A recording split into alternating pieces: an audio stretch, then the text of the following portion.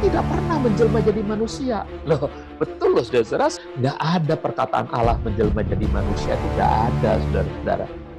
Yesus atau Isa itu hanyalah seorang nabi. Satu-satunya yang patut disembah hanya aku saja Allah gitu. Putranya berkorban di atas kayu salib, dengan jembatan inilah maka manusia bisa bersekutu dengan Tuhan. Rob kita, kata mereka ya, turun ke langit dunia pada setiap malam, yaitu ketika sepertiga malam terakhir, dan menggunakan lambang semacam ini ya, gitu ya. Oke, lalu ada bukti-bukti literatur bahwa ternyata kata hilal dengan halal itu dekat sekali ya, karena bukti literatur mengatakan juga begitu. Bukti literatur dari mana? Dari Profesor Holliday, dia menulis Hebrew Aramaic Lexicon of the Old Testament, dan dia mengatakan hilal itu ternyata sejajar. Hilal ben Sachar itu, yaitu dalam bahasa King James ini disebut Lucifer ya, Lucifer putra fajar, itu sejajar dengan crescent moon. Crescent moon itu dalam bahasa Arab ini hilal ya, hilal.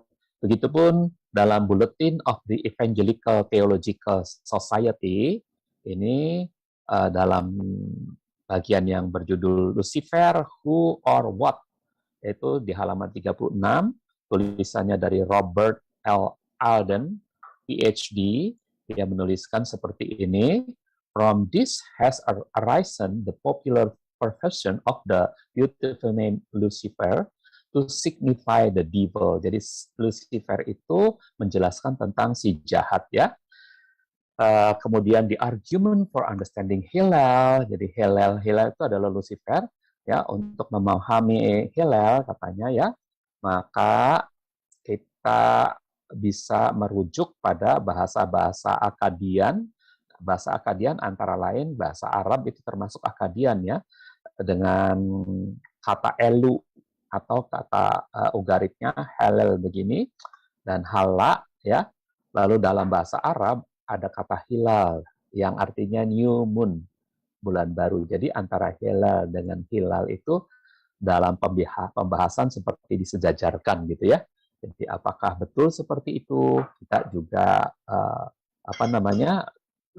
tidak bisa mengatakan secara pasti.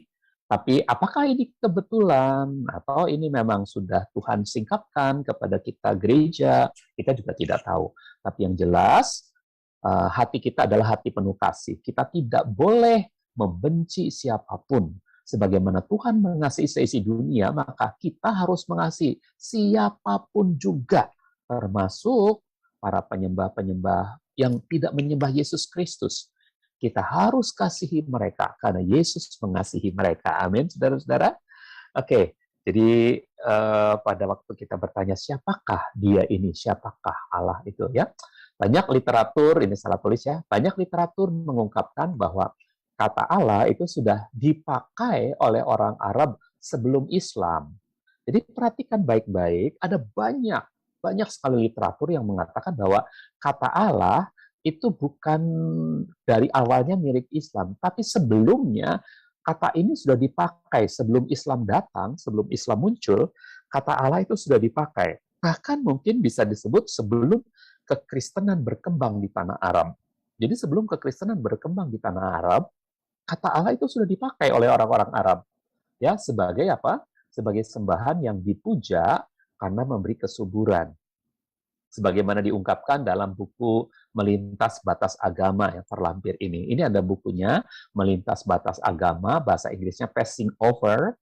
Ya, para penulisnya ini beberapa yang sudah almarhum, Nurholis Majid almarhum, Bapak Abdurrahman Wahid almarhum ya, dan seterusnya. Banyak penulisnya dengan editor Bapak Komarudin Hidayat ya.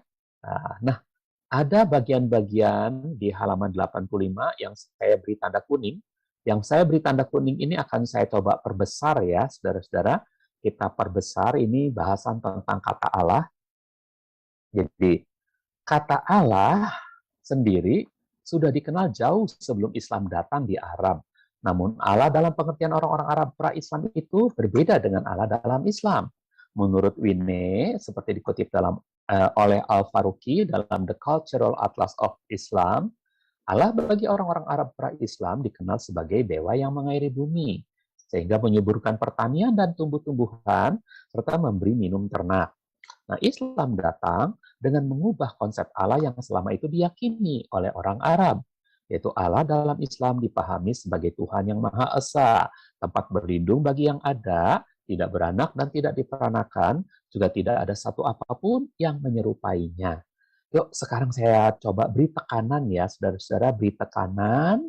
Nah, kata Allah itu sudah dikenal jauh sebelum Islam datang. Nah, ada kemungkinan ini juga sebelum Kristen datang di antara orang-orang Arab, ya. Ya. Nanti sebagai buktinya apa? Sebagai argumennya, bukan bukti ya. Bukti tidak ada, tapi argumennya apa ya? Jadi jauh sebelum Islam datang, kata Allah sudah disembah. Sebagai apa? Ya. Jadi sudah ada ya.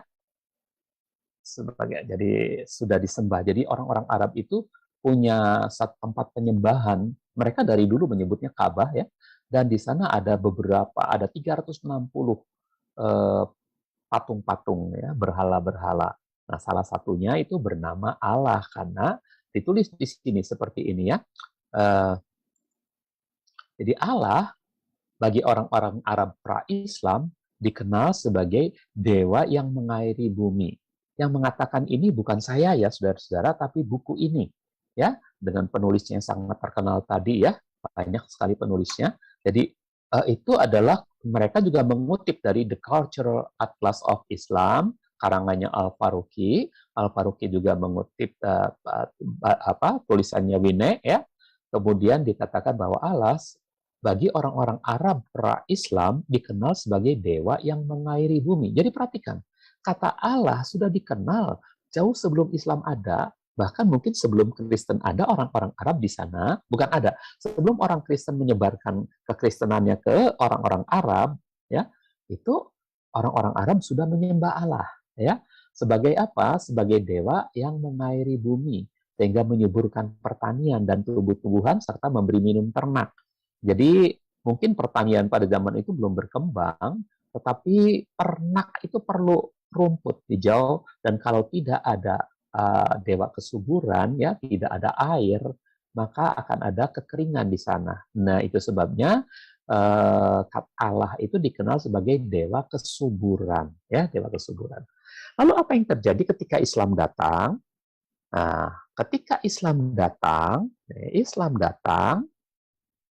lalu dengan mengubah konsep Allah. Jadi Islam datang itu mengubah konsep Allah. Allah yang tadinya dipahami sebagai dewa kesuburan, diubah oleh Islam. Sekarang, engkau bukan lagi dewa kesuburan. Engkau sekarang adalah, jadi misalnya ini dari 360 patung-patung pagan ini, berhala-berhala ini, salah satunya namanya Allah, misalnya yang ini ya, misalnya ya, lalu diubah konsepnya. Sekarang engkau bukan lagi dewa kesuburan, engkau adalah Tuhan yang Maha Esa gitu. Nah, jadi Islam datang mengubah konsep Allah yang selama itu diyakini oleh orang Arab. Menjadi apa? Allah dalam Islam dipahami sebagai Tuhan yang Maha Esa, tempat berlindung bagi segala yang ada, tidak beranak, tidak diperanakan, juga tidak ada satu apapun yang menyerupainya. Inilah konsep Islam yang dimasukkan ke dalam kata Allah yang mereka pilih dari sembahan yang lama. Oke, nah, oke ya. Jadi kita sekarang tahu, meski dalam buku tersebut tidak diungkap sebelum Kristen, hanya sebelum Islam saja. Kan Allah pra-Islam tadi dalam buku tersebut ya. Nah, tentang pemakaian kata Allah oleh orang-orang Arab itu hanya disinggung Allah dipakai oleh orang-orang Arab pra-Islam saja. Jadi saya berani mengatakan tuh sebelum Kristen juga ya. Namun dengan adanya keterangan bahwa Allah pra-Islam adalah sembahan kesuburan dalam kepercayaan pagan, maka dapat dipastikan hal itu terjadi sebelum Kristen juga. Jadi kan kekristenan waktu datang ke sana, lalu orang-orang zaman sekarang mengatakan bahwa orang Kristen juga pakai kata Allah. Nah, kata Allah kan pasti itu adalah kata yang dipakai oleh orang-orang Arab yang menyembah pagan gitu ya. Nah, jadi kalau sebelum kekristenan orang-orang Arabnya itu udah menyembah pagan. Kristen datang, Apakah pakai kata Allah atau justru dia pakai kata ilah? Nah, di sini yang nggak tahu, di sini yang rahasia. Saya lebih berpikir Kristen datang itu nggak pakai kata Allah, tapi pakai kata ilah. Tapi ada banyak ahli-ahli sekarang yang mengatakan orang Kristen itu pakai kata Allah karena terbukti dalam Alkitab orang Arab, orang Kristen Arab ada kata Allah. Terbukti dalam liturgi orang-orang Kristen Arab sekarang pakai kata Allah. Nah, kalau saya berpikir orang Kristen Arab sekarang pakai kata Allah itu sama seperti pemikirannya Christian Prince, yaitu bahwa mereka menggunakan kata Allah ketika Islam sudah menguasai wilayah-wilayah itu. Sehingga Allah kalau disembah oleh orang Kristen sebagai Tuhan pencipta alam semesta, kalau orang Kristen menyembah Tuhan pencipta alam semesta, haruslah Allah gitu. Seiman, seasal dengan iman-iman monoteis, yaitu pencipta langit dan bumi haruslah Allah gitu bagi orang Kristen Arab atau orang Islam waktu itu yang berkuasa. Begini dalilnya atau argumennya seperti apa ya? Coba. Dapat dipastikan hal itu terjadi sebelum Kristen. Sebab tidak mungkin kekristenan memasukkan sembahan pagan. Kalau misalnya Kristen datang, ya, lalu waktu itu orang Kristen langsung menyembah Allah aja. Tapi sebelumnya orang Arab nggak ada yang menyembah Allah. Hanya orang Kristen yang menyembah Allah gitu. Nah, itu nggak mungkin karena kekristenan bukan berasal dari Arab. Kekristenan itu berasal dari bahasa Yahudi, dari orang-orang Yahudi. Pasti yang diperkenalkan adalah kata Elohim. Nah, ketika ada kata Allah, itu pasti nggak dipakai oleh orang Kristen. Sebabnya apa? Tidak mungkin kekristenan memasukkan sembahan pagan, misalnya Baal saja ya, ke dalam Kejadian 1 ayat 1. Kan sekarang Kejadian 1 ayat 1 dalam Alkitab Arab ada kata Allah. Pada mulanya, pada awalnya Allah menciptakan langit dan bumi. Ada kata Allah gitu ya. Nah, tapi apakah mungkin kalau Allah itu dalam pengertian pagan? Ya, kan nggak mungkin, saudara. Misalnya Baal saja ya. Baal dimasukkan dalam Kejadian 1 ayat 1. Baal kan ini sembahan pagan. Pada awalnya Baal menciptakan langit dan bumi. Apakah masuk akal? Kan tidak masuk akal, saudara-saudara. Nah, jadi kata Allah itu sudah dipakai oleh orang Arab sebelum Kristen masuk, sebelum Islam masuk, mereka menggunakan kata Allah. Lalu orang Kristen menggunakan kata Allah gara-gara apa? Yang ketiga ini, saudara-saudara. Pastilah kata Allah masuk dalam khasanah tulis dan liturgi kekristenan pada saat kata tersebut telah mendapat konsep baru dari Islam. Yang memberi konsep baru kan Islam tadi, bukunya tadi, Passing Over. Betul nggak? Yang memberi konsep baru sebagai yang Maha Esa siapa? Islam. Jadi barulah kata Allah itu masuk dalam kekristenan pada saat kata tersebut telah mendapat konsep baru dari Islam. Jadi Allah dipercaya sebagai Tuhan yang Maha Esa karena diberi konsep baru oleh Islam. Dan terjadinya orang Kristen pakai kata Allah itu kemungkinan adalah setelah Islam berkuasa, ya. Dan terjadinya pada saat Islam menguasai wilayah-wilayah penduduk Kristen. Jadi Kristennya minority, Islamnya itu majority, maka orang-orang Kristen juga harus dalam bukunya itu menyatakan bahwa pencipta langit dan bumi adalah Allah, nggak boleh yang lain, ya. Nah, itu dinyatakan juga oleh Christian Prince. Coba kita nonton filmnya ya. But here we have more important question about what is the name of Isa. Here you see the Muslim they translate as Jesus. But the fact the word Yeshua or Yeshua, Yeshua in Arabic and Yeshua in Hebrew not mentioned once in the Quran. So this is a fabrication.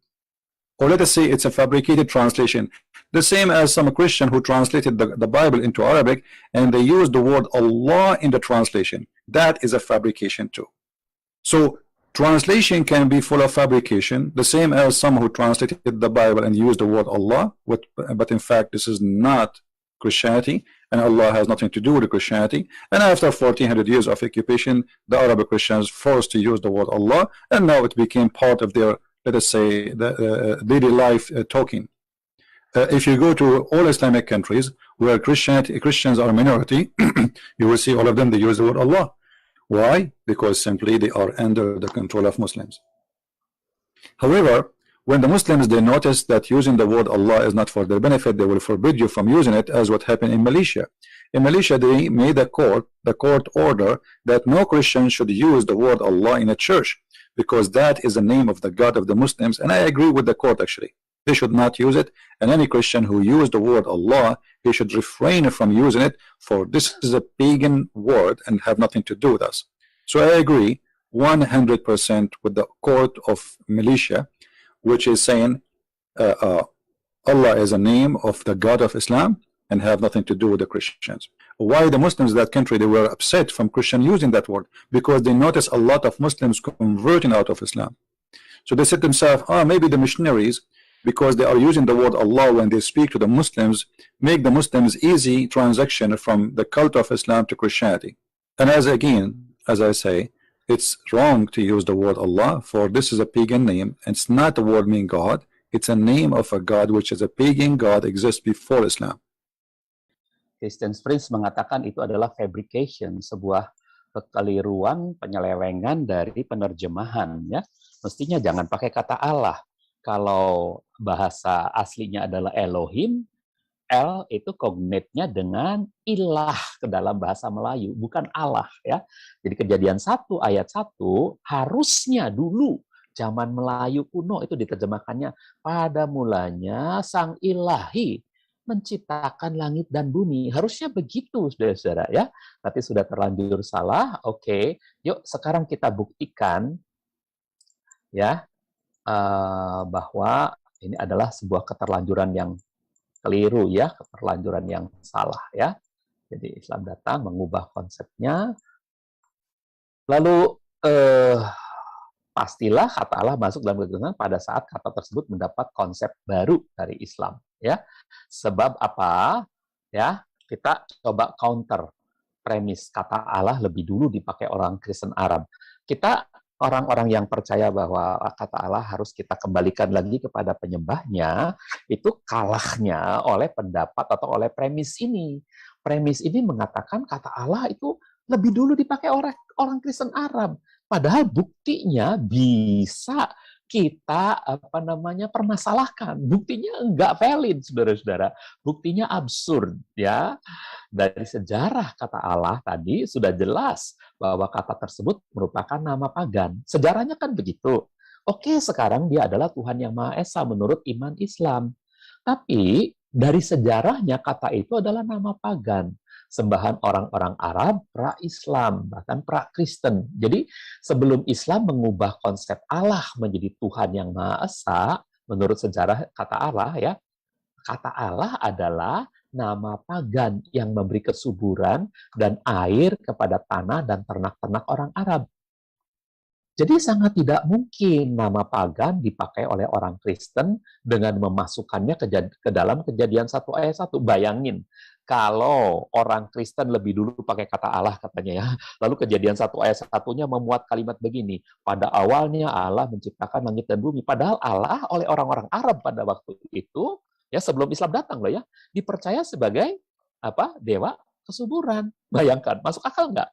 Nggak masuk akal, saudara-saudara. Ya, nggak masuk akal. Ya, jadi sangat tidak mungkin nama pagan dipakai oleh orang Kristen dengan memasukkannya ke dalam Kejadian 1 ayat 1 contohnya sebagai Tuhan pencipta langit dan bumi. Sebagaimana tidak mungkinnya kata Baal dimasukkan gitu. Pada awalnya Baal menciptakan langit dan bumi. Kan nggak mungkin. Betul nggak, saudara? Sebab ini adalah nama sembahan pagan. Nah, jika orang Kristen Arab masa kini memasukkan kata Allah, contoh dalam Kejadian 1 ayat 1, pada mulanya Allah menciptakan langit dan bumi gitu, ya. Ya. Hal itu karena kata Allah telah diubah konsepnya oleh Islam dari nama pagan menjadi Tuhan yang Maha Esa.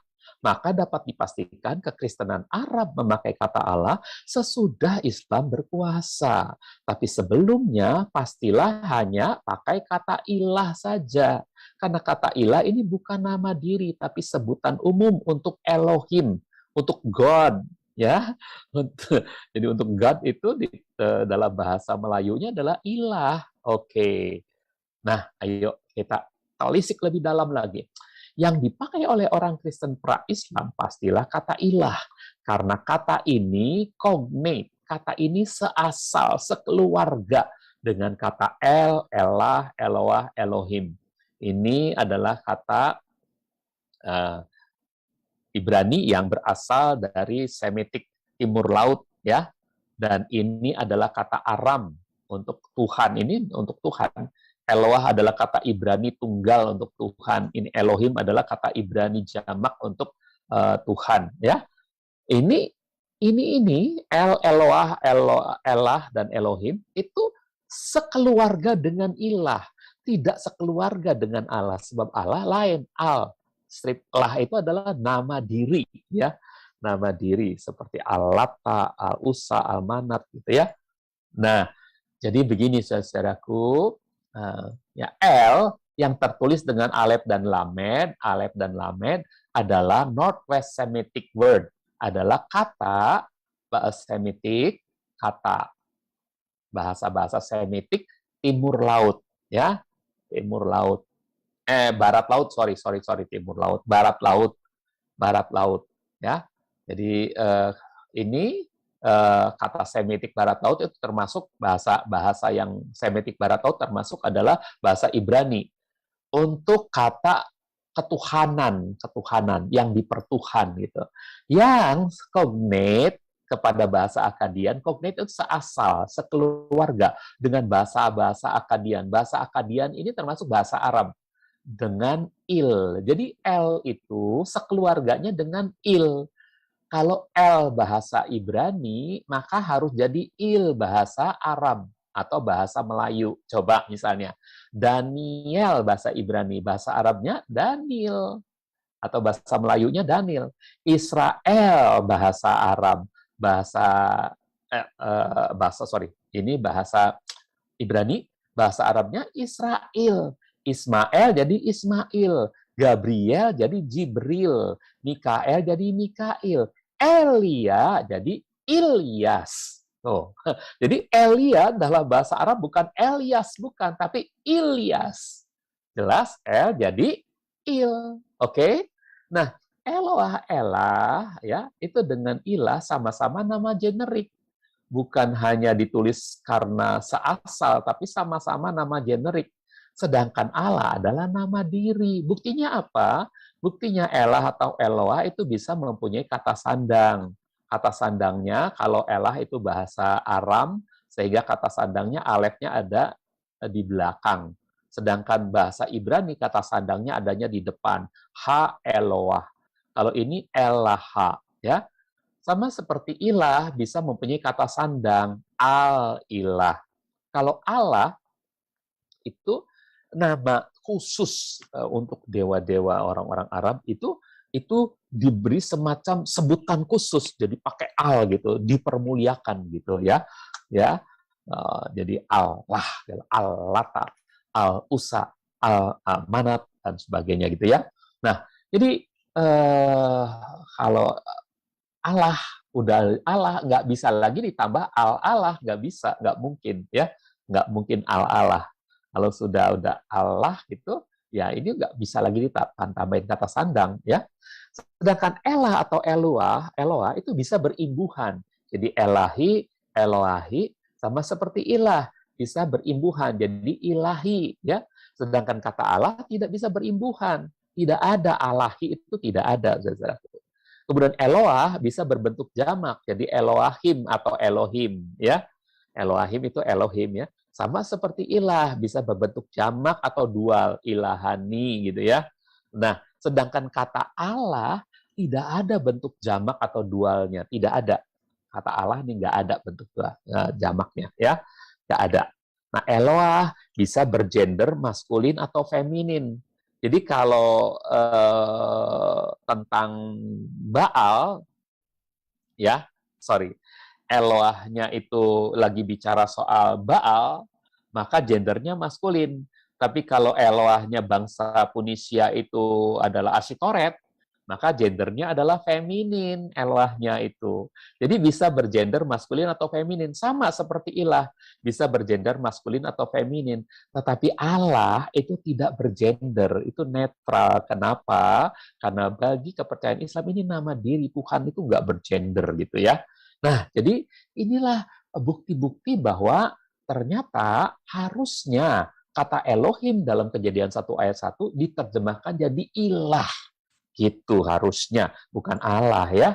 Nah, bukti-bukti prasasti. Nah, orang kan pakai bukti prasasti nih waktu mereka menangkal kepercayaan kita. Mereka bilang, tuh lihat orang Arab lebih dulu, orang Kristen Arab lebih dulu pakai kata Allah. Buktinya di prasasti Kristen ada tuh mereka pakai kata Allah. Yuk, sekarang kita lihat bukti-bukti ini ya. Bukti-bukti prasasti yang diajukan untuk mendukung bahwa orang Kristen Arab sebelum Islam datang memakai kata Allah justru absurd, saudara-saudara. Bukti-buktinya justru ya malah lebih mendukung bahwa yang dipakai adalah kata ilah, bukan kata Allah.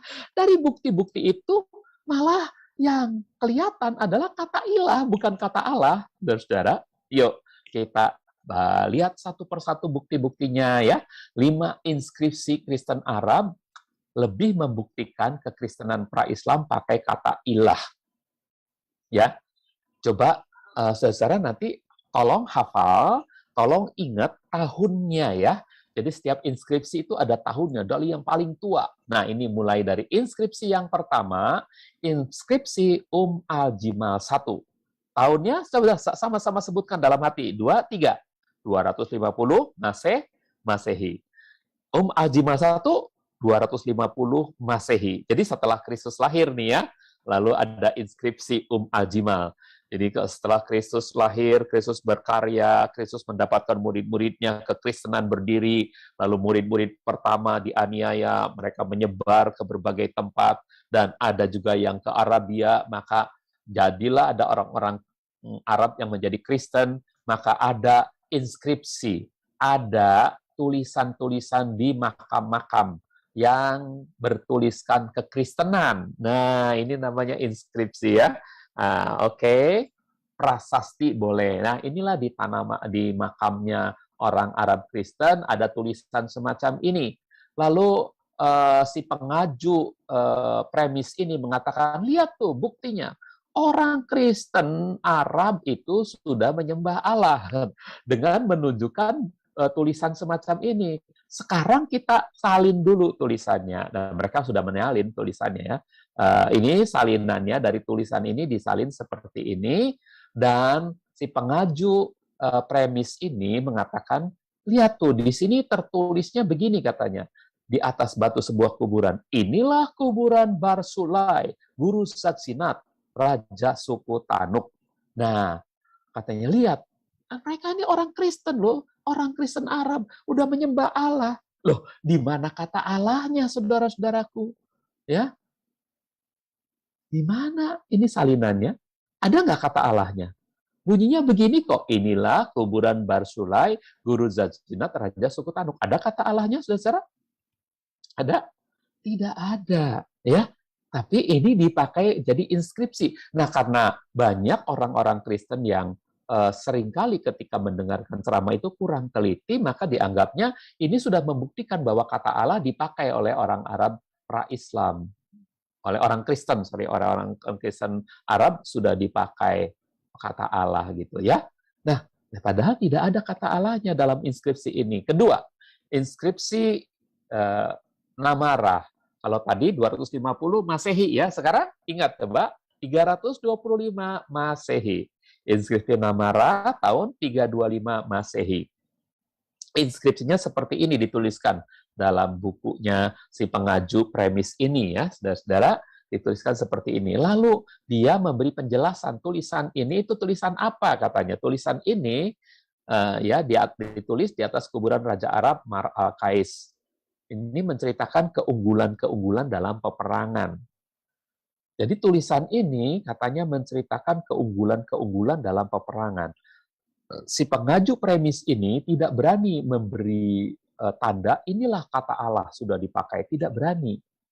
Artinya, kemungkinan besar ini adalah sebuah kisah yang sama sekali tidak menyebut kata Allah, dan menjelaskan misalnya, Raja Mar al-Qais berperang melawan orang-orang Beduin pada waktu itu. Jumlah mereka sebetulnya sangat besar, tetapi bisa dikalahkan oleh Raja Mar al-Qais ya, karena Tuhan menyertai mereka misalnya ya, karena Sang Ilahi menyertai mereka. Enggak disebut karena Allah menyertai mereka, enggak ada kata Allahnya, enggak diberi tanda. Ini loh kata Allahnya, tidak diberi tanda sama sekali. Jadi kalau tidak diberi tanda, tidak ada kemungkinan ini tidak ada kata Allahnya gitu ya. Jadi saudara-saudara, jelas ini hanya menceritakan keunggulan-keunggulan dalam peperangan. Kemudian ada lagi inskripsi berikutnya, yang ketiga, inskripsi Zabad, tahun 512 Masehi. Nah, tambah lama, tahunnya tambah muda, artinya tambah mendekati zaman kita sekarang, ya, saudara. Inskripsi Zabad, ya, tahun 512 Masehi. Ini tertulis dalam 3 bahasa. Yang pertama adalah dalam bahasa Aram, ini yang pertama, bahasa Aram. Yang kedua dalam bahasa Yunani, ini dalam bahasa Yunani. Dan yang ketiga adalah dalam bahasa Arab, ini yang ketiganya. Jadi ini satu tulisan ini, satu batu nisan ini bertuliskan bahasa Arab, bahasa Yunani, dan bahasa Arab. Nah, yang bahasa Arabnya yang kecil-kecil ini disalin, jadi seperti ini. Disalin jadi seperti ini.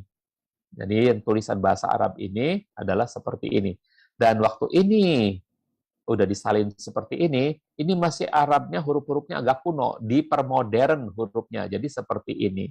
Nah, ternyata ini bunyinya adalah Bism al-Ilah. Bism al-Ilah. Nah, yuk kita lihat. Tuh, baca tuh, di sini katanya. Kata Allah sudah dipakai, buktinya tuh lihat. Bism al-Ilah, Sergius Bar Ahmad, Manaf, Rahani, Barmar, Al-Qais, Sergius Bar Saad. Justru yang ada, dan benar diucapkannya, yang ada adalah al-ilah. Al-ilah itu berarti kata ilah yang ada, bukan kata Allah. Ini tulisan Kristen, ada kata ilahnya. Ini kata ilah, ini ya, kata ilah, ini kata ilah. Ya, ini kata ilah. Ada kata ilahnya, ya, tapi tidak ada kata Allah, ya. Nah, jadi kalau inskripsi Zabad dipakai sebagai bukti, maka kita yang akan bilang, benar kalau kata ilah sudah dipakai, tapi kata Allah nggak ada di sini, gitu ya. Oke, itu inskripsi Zabad tahun 512 Masehi. Sekarang, makin muda lagi, inskripsi Huron Alaja, tahun 658 Masehi. Ini udah abad ke-7 nih, ya. 658, 650, 651 dimasukkan abad ke-7 ya. Jadi 658 ini masuk abad ke-7 nih, inskripsi Huron Alaja. Dan pada tahun ini Islam sudah lahir nih, ya. Pada tahun ini Islam sudah lahir, ya. Inskripsi Huron Alaja. Tapi karena ini adalah inskripsi sebuah tulisan di makam, jelas ini pasti tulisan orang-orang Kristen karena ada tanda salibnya, ya. Ada tanda salib. Ya. Tapi Islam baru saja muncul nih, ya. Nah, ini dia inskripsi Huron Alaja tahun 658 Masehi. Jadi dari tahun 250, kemudian berapa lagi, 325, kemudian 512 dan 658. Naik terus ya, tambah muda. Di sini menurut si penggagas premis ini mengatakan ini nih tertulisnya adalah Ana Syarabil bnu Zalamu. Panatya, Salib, Al-Martur, Saniyat, nah, dan seterusnya. Ini ditulisnya tuh seperti itu katanya. Ya, artinya katanya, diartikannya, saya Syarabil putra Zala membangun tanda salib martiron gereja ini pada tahun 436 setelah kehancuran kota Khaybar. Lah, dari arti ini, adakah kata Allah di sana, saudara-saudara? Tidak ada, sama sekali tidak ada kata Allah. Tadi sempat ada kata al-ilah, ya, jadi ada kata ilah, tapi bukan kata Allah, karena ilah dengan Allah itu beda ya, saudara. Makanya dalam teologi Islam itu syahadat mereka dibedakan. La ilaha illallah, ya, tidak ada ilah selain Allah gitu ya. Nah, jadi saudara-saudara, beda ilah dengan Allah itu ya, ilah adalah nama jenis. Di sini nggak ada kata Allah, oke? Nah, itu udah tahun Islam sudah berdiri, saudara-saudara. Kemudian muncul lagi di sini inskripsi Al-Jimal II. Tahunnya berapa?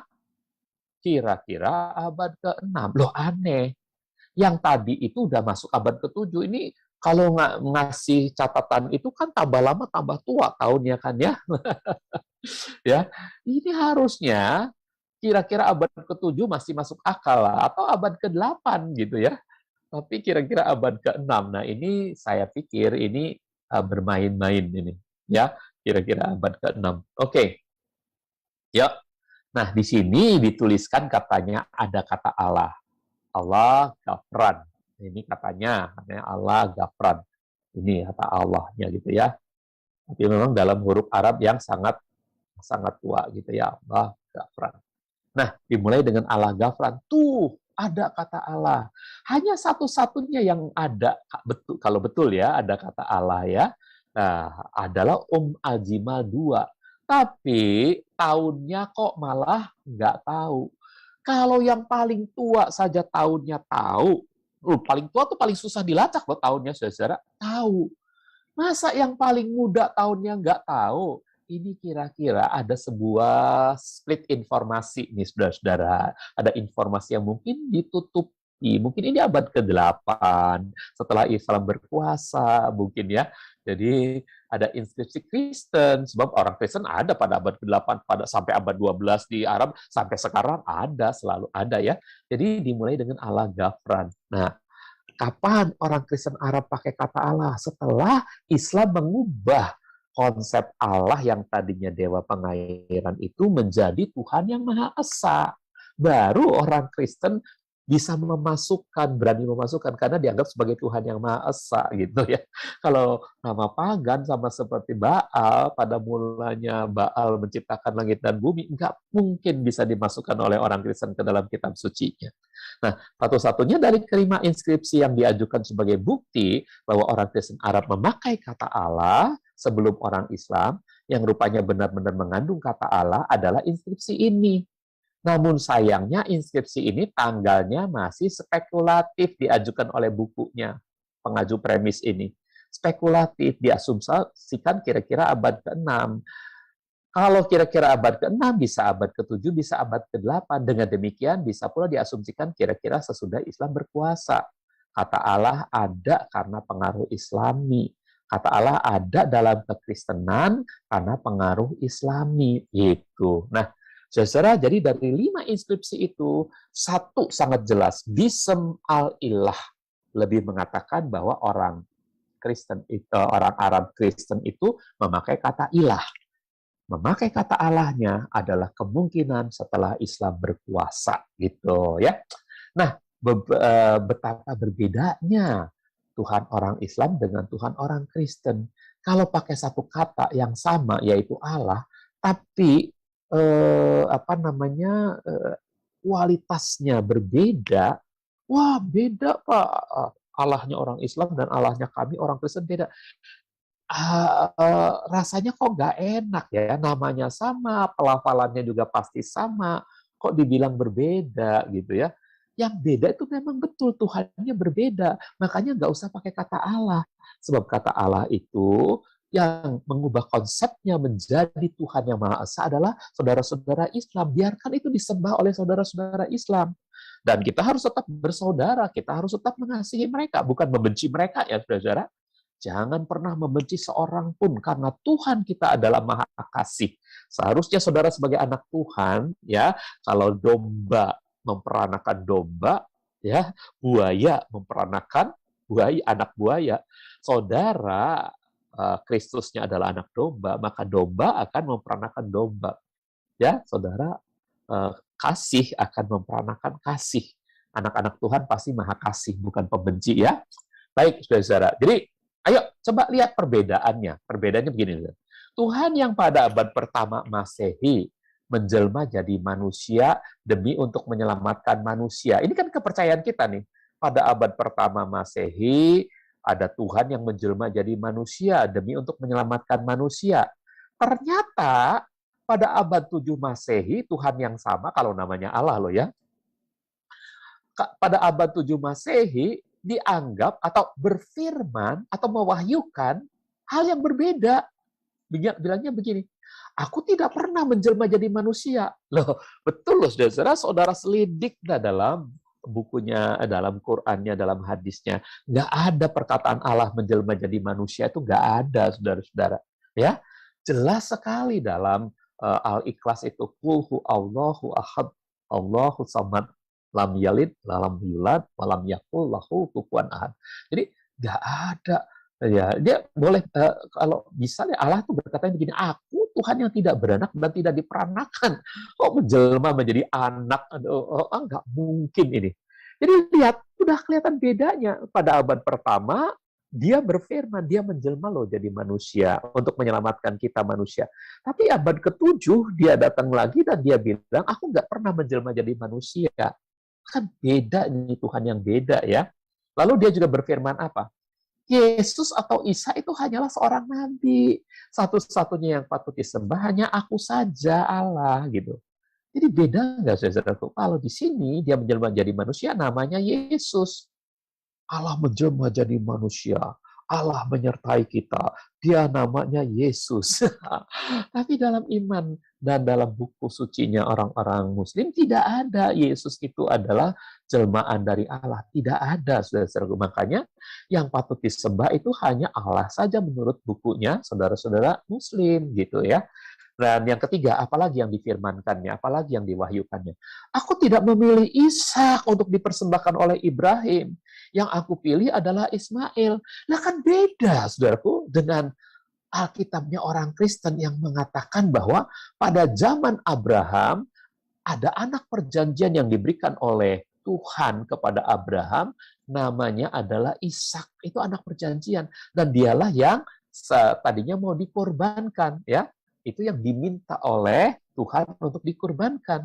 Tapi kok pada abad ke-7 Masehi, Tuhan yang namanya Allah itu sama, itu kok bilangnya dia memilih Ismail yang dipersembahkan, walaupun mungkin ayatnya nggak ada ya, tapi dalam peringatan-peringatan yang pasti yang diperingati adalah Ismail yang dipersembahkan gitu. Saudara, kemudian apalagi yang dikatakan? Keselamatan tidak diperoleh melalui percaya kepada Yesus. Jadi Allah yang datang pada abad 7 Masehi itu menyangkal Allahnya orang Kristen. Ya, kalau orang Kristen itu benar-benar nyembahnya Allah ya. Dia menyangkal, dia bilang keselamatan itu nggak diperoleh melalui percaya kepada Yesus dan pengorbanannya dia di kayu salib. Tetapi kalau kamu mau beroleh keselamatan, mudah-mudahan kamu bisa memperolehnya melalui amalan, dengan melakukan syahadat, sholat, sedekah, puasa, dan naik haji. Mudah-mudahan. Dan kalau mau jalan pintas, jihad, gitu ya. Nah, saudara, itu semua diungkapkan. Dan ini beda, saudaraku, dengan kepercayaan kita. Yang kelima, yang keempat aja udah cukup. Apakah itu Tuhan yang sama? Kalau sama, mengapa dia tidak konsisten? Nah, jelas beda ya. Nah, kalau beda, pasti namanya juga beda. Kita menyembah Yesus, mereka menyembah Allah. Kembalikan saja kata Allah itu kepada mereka, gitu ya, saudara-saudara. Oke, itu pasti Tuhan yang berbeda. Beda hakikat dan maksudnya. Ya, maksudnya Yesus menjelma jadi manusia adalah untuk menyelamatkan manusia. Ya, dan hakikatnya adalah dia Tuhan yang Maha Kasih. Nah, beda, saudara-saudaraku ya. Oke, nah banyak orang Kristen sadar bahwa Tuhannya berbeda dengan Tuhannya orang Islam. Sadar, saudara-saudaraku. Tapi ketika diajukan pertanyaan ini, jawabannya tetap membingungkan. Oh, Tuhan kita beda kok sama mereka. Tapi kalau ditanya pertanyaan ini, siapakah pencipta langit dan bumi? Jawabannya apa? Allah. Lah sama, mereka juga percaya pencipta langit dan bumi adalah Allah. Nah, orang Kristen sebetulnya tahu bahwa pencipta langit dan bumi itu Yesus. Dan Yesus beda sama Allah. Jadi bukan Allah pencipta langit dan bumi bagi orang Kristen gitu ya, saudara. Nah, jadi inilah, saudara-saudaraku, kelemahannya orang Kristen adanya di sini. Waktu ditanya siapakah pencipta langit dan bumi, jawabannya Allah. Waktu ditanya siapakah yang mengutus Yesus ke bumi, jawabannya Allah. Waktu ditanya siapakah Bapa Tuhan Yesus, jawabannya Allah. Pasti Yesus lebih rendah dari Allah, sebab Bapa Tuhan Yesus lebih besar dari Putra. Lalu Yesus tuh diutus aja, cuman utusan, sama seperti para nabi, utusan Allah saja.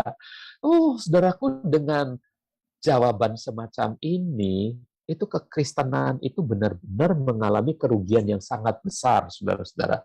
Nah, mengapa begitu?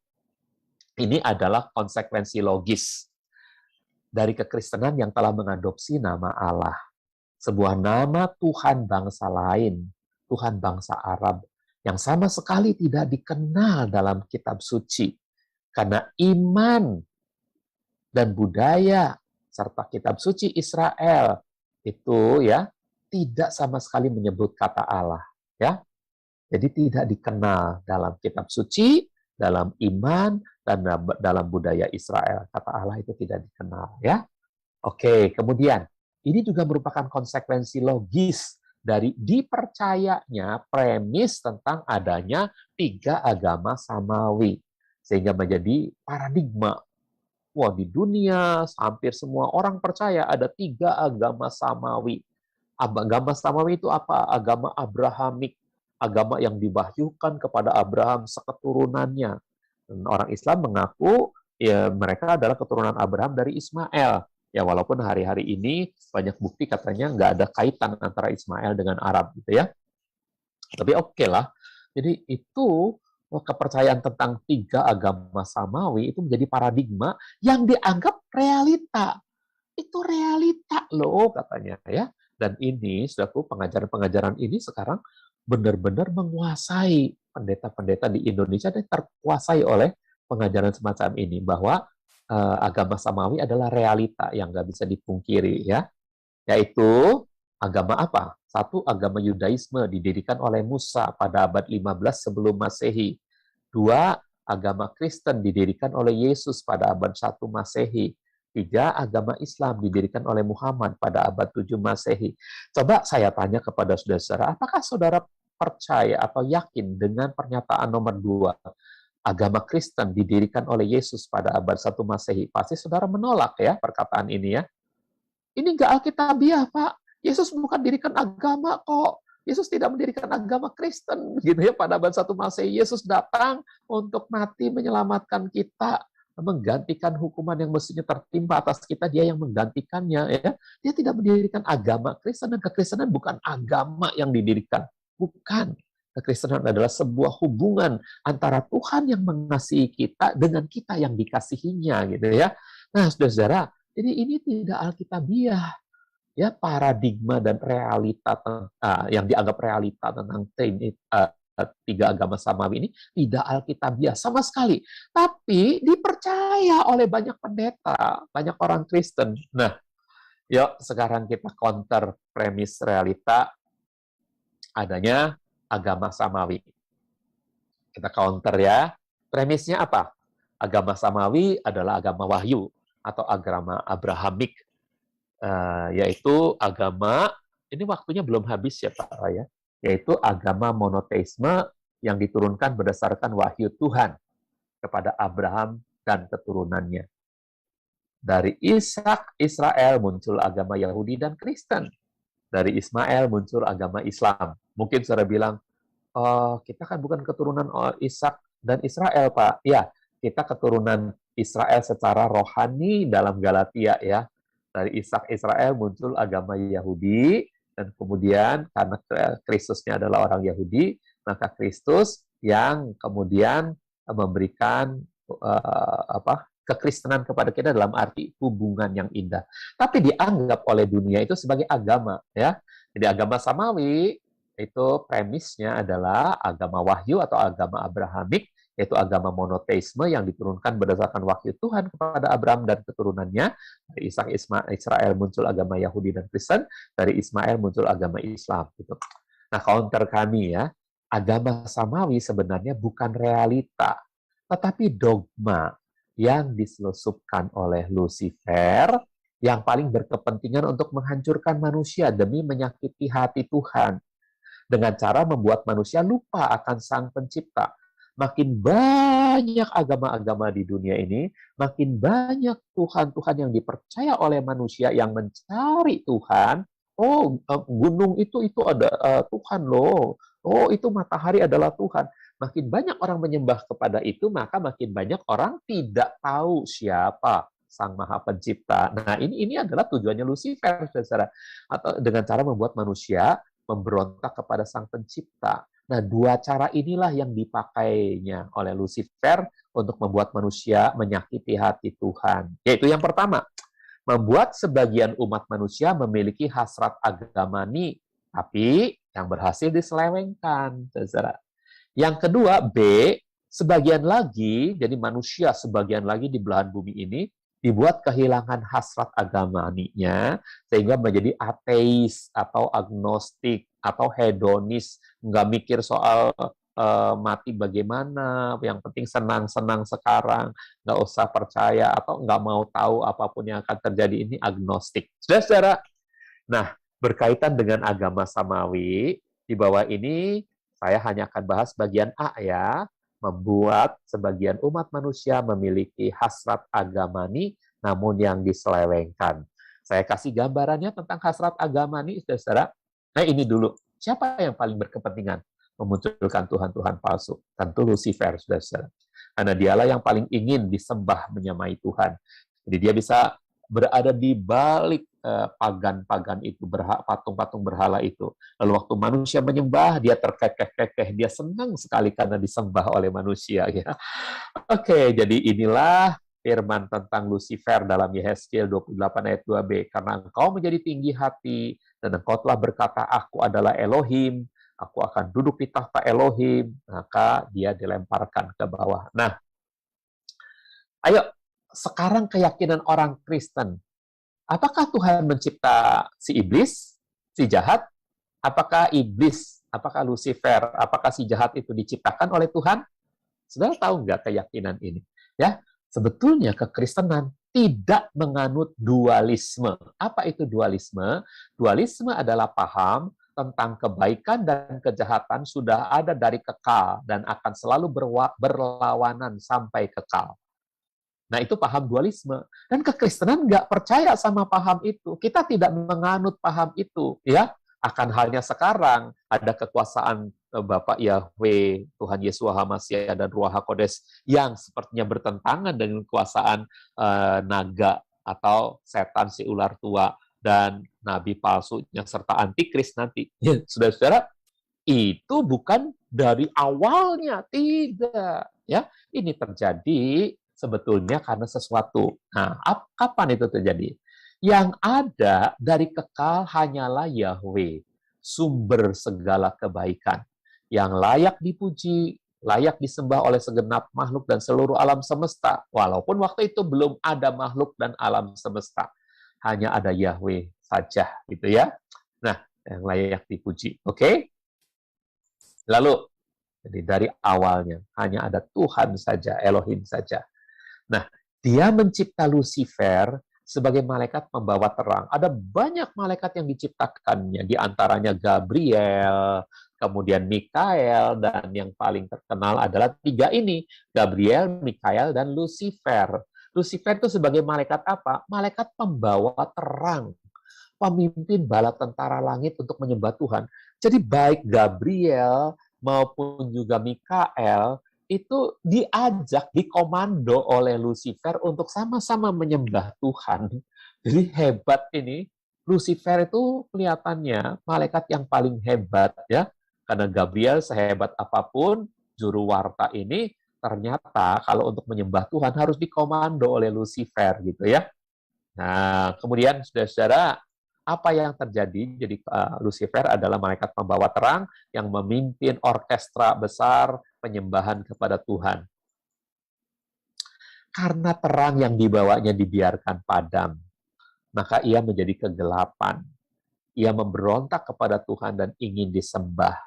Ia mencari cara bagaimana memperdaya manusia agar mata hati manusia terselubung sehingga justru manusia menyembah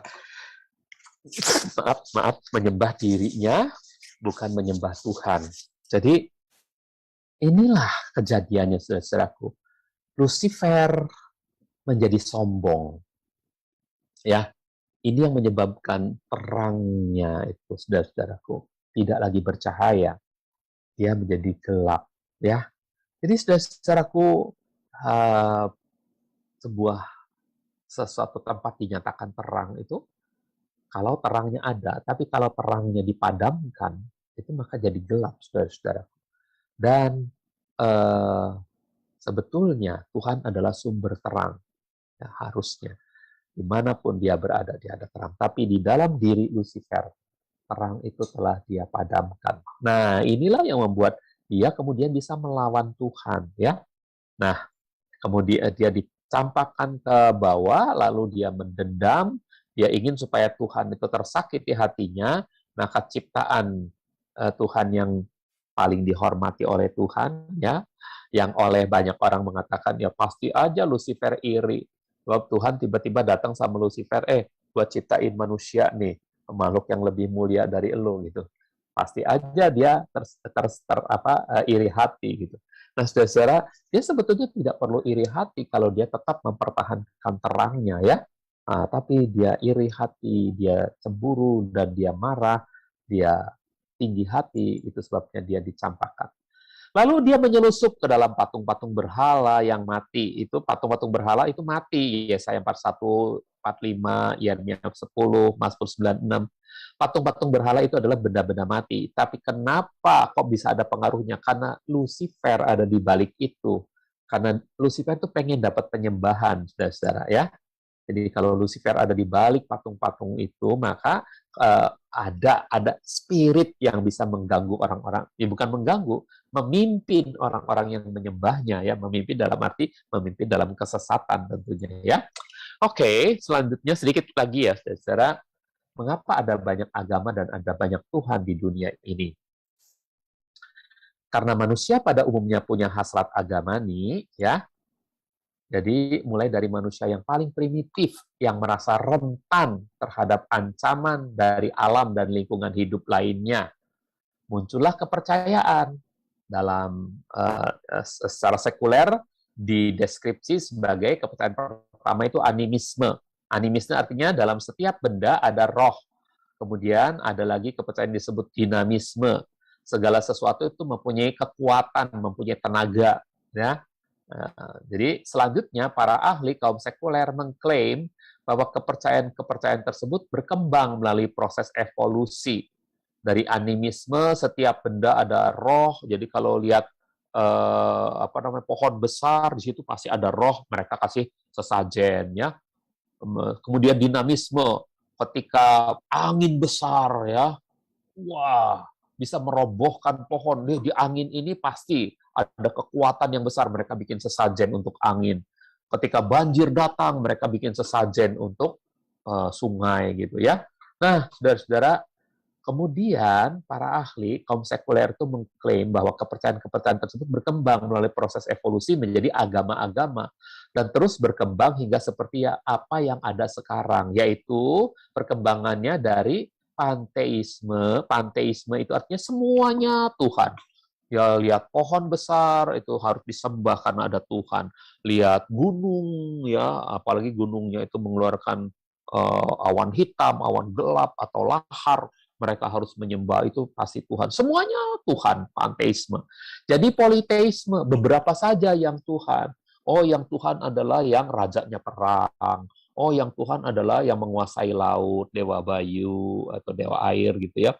Oh, yang Tuhan adalah dewa matahari dan sebagainya. Itu beberapa saja yang dianggap Tuhan. Ini politeisme. Akhirnya berevolusi lagi menjadi monoteisme. Ini menurut kaum sekuler gitu. Terjadi hal semacam ini. Jadi dimulainya dengan hasrat agamani. Saya akan akhiri pada caption ini. Saudaraku, jadi hasrat agamani manusia itu adalah seperti ini gambarannya. Ini ada Tuhan yang benar, ya. Lalu ada manusia. Dan manusia itu selalu kepengen mencari Tuhan yang benar. Tetapi ada juga Lucifer. Jadi manusia itu berhasrat ingin mencari Tuhan yang benar karena dosa, ketidaktahuan. Jadi manusia mau mencari Tuhan yang benar. Tapi Lucifer berusaha menghalangi. Sehingga pencapaian manusia yang paling tinggi hanyalah kebaikan tertinggi, hanya moralitas. Kalau mau mencapai Tuhan yang benar, maka dia harus punya kebaikan tertinggi gitu. Nah, sampai di moralitas saja tidak bisa bertemu dengan Tuhan yang benar. Akhirnya, karena Tuhan yang benar itu sangat mengasihi manusia, maka Dia memberikan putranya untuk berkorban di atas kayu salib. Putranya berkorban di atas kayu salib, dengan jembatan inilah maka manusia bisa bersekutu dengan Tuhan. Ini yang disebut hasrat agamani manusia. Oke, untuk sementara sampai di sini dulu, saudara-saudara. Kita lanjutkan lagi Jumat yang akan datang ya. Jangan lupa, saudara-saudara, ingat baik-baik waktunya ya, kita bersekutu lagi, nikmati lagi firman Tuhan yang pasti akan menguatkan iman kita semua dan membuat kita semakin bertumbuh, berbuah-buah bagi kemuliaan Tuhan. Yesua HaMasiah, Tuhan Yesus Kristus. Amin.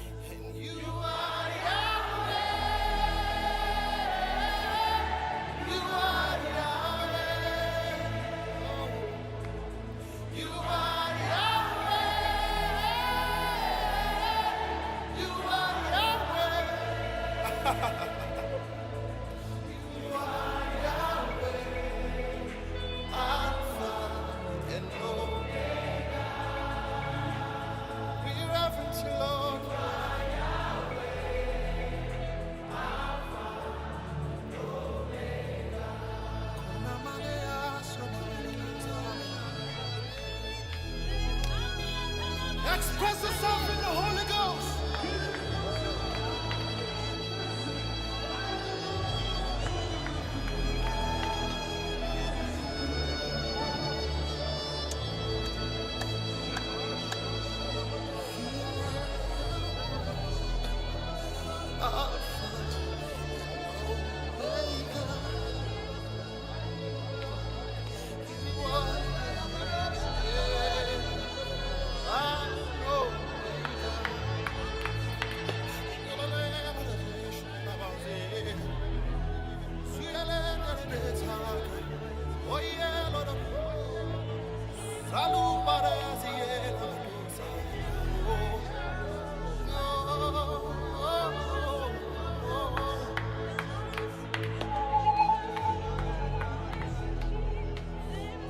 Is rising right now. The power of God is rising right now. Lift your voice.